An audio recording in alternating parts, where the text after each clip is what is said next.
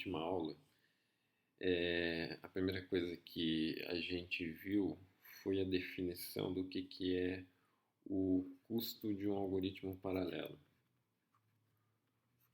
Custo de um algoritmo paralelo, certo?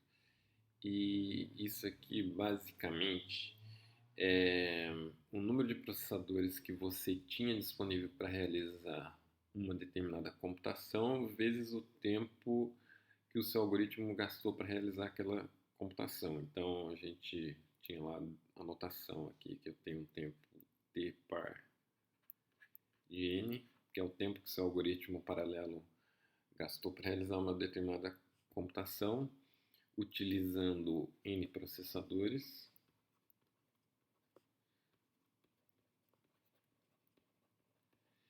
Então, o custo é definido como n vezes esse tempo aí, esse t par.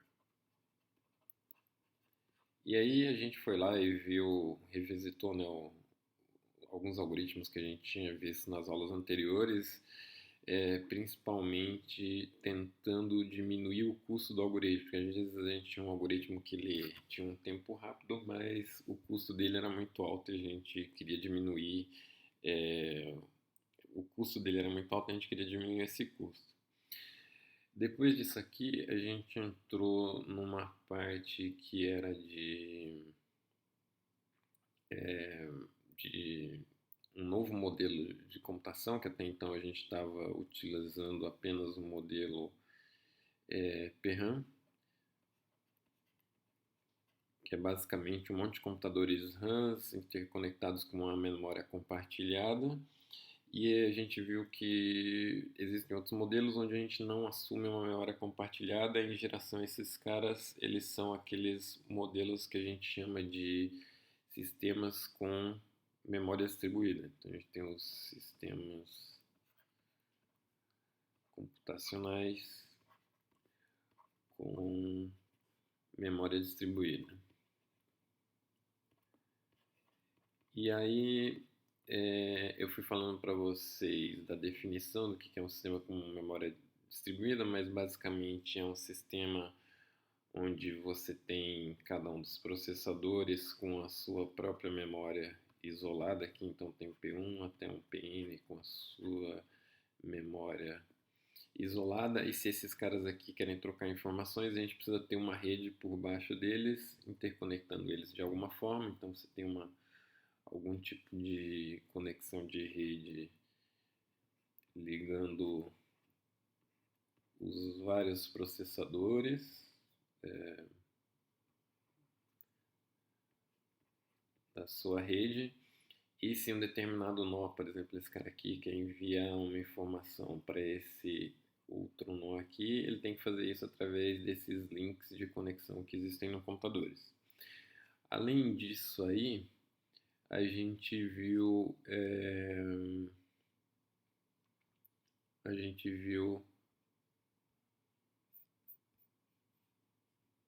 eu ver aqui, algumas definições importantes relativos a esses sistemas de memória distribuída, que eram algumas métricas que a gente vai utilizar analisando esses modelos computacionais com memória distribuída, que eles servem para dar um limitante inferior para o custo de um determinado algoritmo. Então, algumas métricas importantes que a gente viu, uma era o grau da rede, e o grau da rede nada mais é do que o número, o maior grau de um nó que existe nessa rede. Então, sei lá, por exemplo, se você tiver essa rede aqui com esses 6 nós e você tiver essas conexões entre os nós, então o maior grau de uma rede aqui é 4, então o grau da rede é 4. Em geral, as redes elas têm uma configuração mais uniforme, a gente não vai ter alguns nós com poucas conexões como esse e outros com muito. Então, em geral, eles têm um grau muito parecido. E uma outra métrica que a gente viu importante era o diâmetro.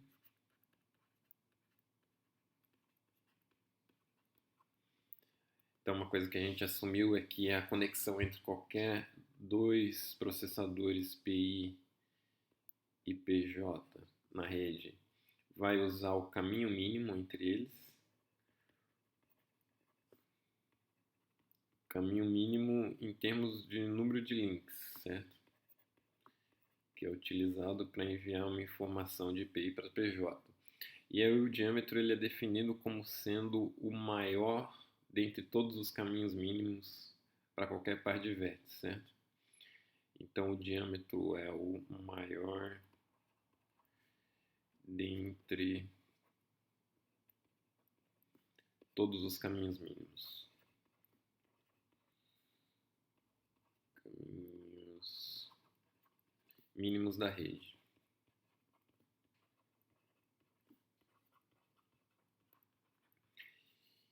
E por que essa métrica aqui ela é importante? Porque, por exemplo, se você tem um determinado nó que tem uma informação que deve ser enviado para um cara que está lá muito distante dele, por exemplo, num problema de ordenação, onde esse cara aqui está com maior valor, esse aqui com menor, e o maior valor tem que vir parar nesse cara aqui.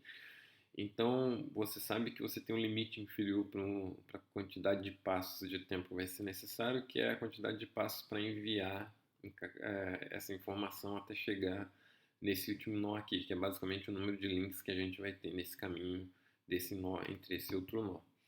E, finalmente, uma outra métrica que a gente viu que era importante, ela é conhecida como a largura de bisseção. Largura de bisseção, que é definido como sendo a menor quantidade de links que você precisa remover para deixar a sua rede dividida em dois, onde cada uma das duas subredes tem mais ou menos a mesma quantidade de nós, certo? Então, é a menor quantidade de links a ser removido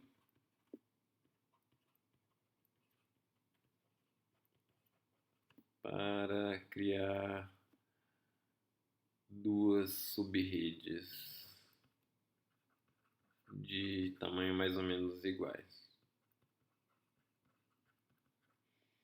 Tá bom, então esse é o conteúdo que a gente viu. Aí na próxima aula, no próximo vídeo aqui, eu vou começar a falar para vocês de alguns modelos de redes, de sistemas computacionais com uma determinada configuração de rede. E aí a gente vai começar a ver alguns algoritmos para esses caras.